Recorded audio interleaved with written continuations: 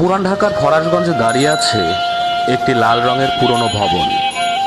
অনেকেই এটাকে লাল কুঠি বলে চেনে, কিন্তু খুব কম মানুষ জানে এখানে একদিন এসেছিলেন বিশ্বকবি রবীন্দ্রনাথ ঠাকুর। বুড়িগঙ্গা নদীর তীরে দাঁড়িয়ে আছে ইতিহাসের এক নীরব সাক্ষী, লালকুঠি বা নর্থ ব্রুক হল।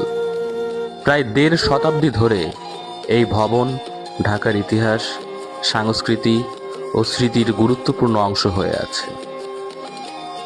মূলত ১৯৮০ সালে ব্রিটিশ আমলে এই ভবনটি টাউন হল হিসেবে নির্মিত হয়। ব্রিটিশ ভারতের ভাইস রয় লর্ড নর্থ ব্রুকের নাম অনুসারে এর নাম রাখা হয় নর্থ ব্রুক হল। লাল ইট দিয়ে তৈরি হওয়ার কারণে স্থানীয় মানুষ একে লালকুঠি বলে ডাকতে শুরু করে।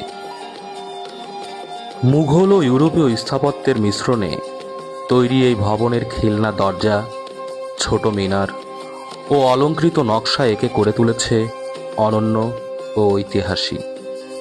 ১৮৮২ সালে এখানে প্রতিষ্ঠিত হয় নর্থ ব্রুক পাবলিক লাইব্রেরি।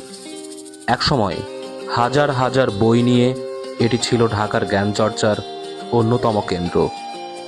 পাশাপাশি এখানে নাটক, সাহিত্য সভা এবং বিভিন্ন সাংস্কৃতিক অনুষ্ঠান নিয়মিতভাবে অনুষ্ঠিত হতো। ১৯২৬ সালের ৭ই ফেব্রুয়ারি এই লালকুঠিতেই কবিগুরু রবীন্দ্রনাথ ঠাকুরকে নাগরিক সংবর্ধনা দেয় ঢাকা শহর। এই ঐতিহাসিক অনুষ্ঠানটির আয়োজন করেছিল ঢাকা মিউনিসিপ্যালিটি এবং পিপলস অ্যাসোসিয়েশনস।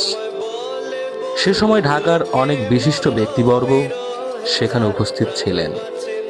আজও পুরন ঢাকার কোলাহলের মাঝে দাঁড়িয়ে থাকা লালকুঠি আমাদের মনে করিয়ে দেয় অতীতের ঐতিহ্য, সংস্কৃতি এবং ইতিহাসের গৌরবময় স্মৃতি। ধন্যবাদ সবাইকে।